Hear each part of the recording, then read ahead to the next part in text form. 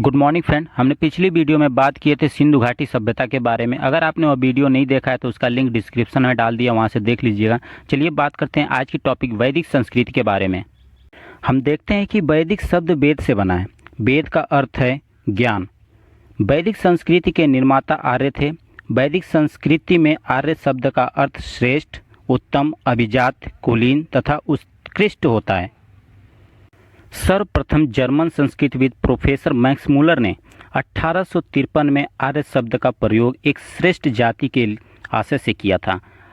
आर्यों की भाषा संस्कृत थी।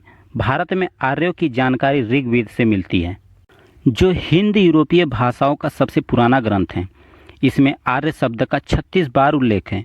इराक से प्राप्त 1600 ईसा पूर्व के कस्साइट अभिलेख तथा सीरिया से प्राप्त 1400 ईसा पूर्व के मितन्नी अभिलेख में आर्य नामों का उल्लेख मिलता है, जिसमें पश्चिमी एशिया में आर्य भाषा भाषियों की उपस्थिति का पता चलता है।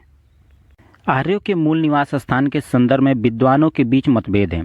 सर्वाधिक मान्य मत के अनुसार आर्यों का मूल निवास आल्पस पर्वत के पूर्वी क्षेत्र यूरेशिया में था। 1400 ईसा पूर्व के बोंग जकोई यानी एशिया माइनर के अभिलेख में ऋग्वेद काल के देवताओं इंद्र, वरुण, मित्र तथा नासत्य का उल्लेख मिलता है। इससे अनुमानित होता है कि वैदिक आर्य ईरान से होकर भारत आए होंगे। अध्ययन की सुविधा के लिए वैदिक संस्कृति को दो भागों में बांटा जाता है, ऋग्वैदिक काल एवं उत्तर वैदिक काल। ऋग्वैदिक काल का समय 1500 से 1000 ईसा पूर्व एवं उत्तर वैदिक काल का समय 1000 से 600 ईसा पूर्व के बीच माना जाता है। अगर हम देखते हैं ऋग्वैदिक काल, तो इस काल की समस्त जानकारी का एकमात्र स्रोत ऋग्वेद है। ऋग्वेद की उल्लिखित 7 नदियों सिंधु, सरस्वती, सतलज, ब्यास, रावी, झेलम एवं चिनाब के आधार पर आर्यों के निवास क्षेत्रों को सप्त सैंधव प्रदेश कहा जाता है। सिंधु का उल्लेख सर्वाधिक हुआ है। ऋग्वेद में अफगानिस्तान की 4 नदियों कुभा, कुमु, गोमती एवं सुवास्तु का उल्लेख भी हुआ है। अगर हम ऋग्वैदिक काल की राजनीतिक स्थिति के बारे में बात करते हैं तो देखते हैं कि इस काल में शासन व्यवस्था प्रमुखतः राजतंत्रात्मक थी, जिसका प्रधान राजन होता था।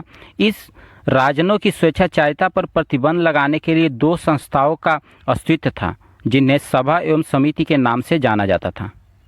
समिति समुदाय की आम सभा थी, जिसके अध्यक्ष को ईशान कहते हैं। सभा समाज के विशिष्ट जनों की संख्या थी, जिसमें स्त्रियां भी भाग ले सकती थीं। इस काल में राजनीतिक दृष्टि से 5 इकाइयां प्रचलित थीं: कुल, ग्राम, विष, जन एवं राष्ट्र। इनमें कुल या परिवार सबसे छोटी इकाई होती थी और राष्ट्र सबसे बड़ी। परिवार का प्रधान कुलज होता था। राजा को जनस्योगोप्पा, पुरोहिता, शिवपति, गणपति, गोपति आदि कहा जाता था। राजा की सहायता हेतु पुरोहित, सेनानी एवं ग्रामीण नामक प्रमुख अधिकारी होते थे। बलि प्रजा द्वारा राजा को स्वेच्छा से दिया जाने वाला उपहार था। राजा इसके बदले उनकी सुरक्षा की जिम्मेदारी लेता था। दशराग्य युद्ध पुरुषड़ी यानी रावी नदी के तट पर भरत वंश के राजा सुदास एवं 10 अन्य कबीलों के बीच हुआ था, जिसमें सुदास विजयी हुआ। दशराग्य युद्ध का उल्लेख ऋग्वेद के 7वें मंडल में हुआ है। युद्ध में कबीले का नेतृत्व राजा करता था। युद्ध के लिए गविष्टि शब्द का प्रयोग किया गया है, जिसका अर्थ है गायों की खोज। अगर हम बात करते हैं ऋग्वैदिक काल की सामाजिक स्थितियों के बारे में, तो ऋग्वैदिक समाज कबीलाई समाज था, जो 4 वर्णों में विभक्त था। पहला ब्राह्मण, दूसरी क्षत्रिय, तीसरा वैश्य एवं चौथा है शूद्र। यह वर्ण व्यवस्था कर्म पर आधारित थी। ऋग्वेद के 10वें मंडल के पुरुषसूक्त में चतुर्वर्णों का उल्लेख मिलता है, जिसमें कहा गया है कि ब्राह्मण परम पुरुष के मुख से, क्षत्रिय उनकी भुजाओं से, वैश्य उनकी जंघों से एवं शूद्र उनके पैरों से उत्पन्न हुए हैं। कर्म आधारित वर्ण विभाजन के बीच दास तथा दस्यु की चर्चा मिलती है। दास तथा दस्यु के साथ आर्यों का संघर्ष होता रहता था। परिवार पितृ सत्तात्मक होता था, परंतु स्त्रियों की स्थिति समाज में सम्मानीय थी। उन्हें पढ़ने व यज्ञ में भाग लेने का पूर्ण अधिकार होता था। लोपामुद्रा, घोषा, सिक्ता, विश्वारा, अपाला आदि विदुषी महिलाओं का जिक्र मिलता है। बाल विवाह तथा प्रदा प्रथा का प्रचलन नहीं था। कन्याओं का उपनयन संस्कार होता था।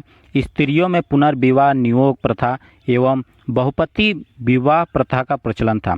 वेशभूषा में सूती, ऊनी, रंगीन कपड़ों का प्रचलन होता था। तो हम धार्मिक स्थिति में देखते हैं, ऋग्वैदिक काल में अग्नि, इंद्र, वरुण, सूर्य, सवितु, ऋतु, यम, रुद्र, अश्विनी आदि प्रमुख देवता थे और उषा, आदित्य, रात्रि, संध्या आदि प्रमुख देवियां थीं। देवताओं में सर्वोच्च स्थान इंद्र का था तथा उसके बाद अग्नि का था। ऋग्वेद में उल्लेखित सभी नदियों में सरस्वती सर्वाधिक महत्वपूर्ण तथा पवित्र मानी जाती थी। जल के देवता वरुण को ऋतस्या गोपा कहा जाता था। हम देखते हैं कि ऋग्वैदिक काल की प्रमुख नदियां जिसे हम आधुनिक नाम से जानते हैं, ऋग्वैदिक काल में अलग अलग प्राचीन नामों से जाना जाता था। जैसे हम सतलज नदी को देख सकते हैं तो ऋग्वैदिक काल में शतुद्री के नाम से जाना जाता था। इसी तरह रावी नदी को परुश्री के नाम से जाना जाता था। हम अलग अलग नदियों को अलग अलग प्राचीन नामों से देख सकते हैं। अगर हम ऋग्वैदिक काल की आर्थिक स्थिति के बारे में बात करते हैं तो देखते हैं कि ऋग्वैदिक आर्यों का प्रारंभिक जीवन अस्थायी था। इनकी संरचना मूलतः ग्रामीण थी।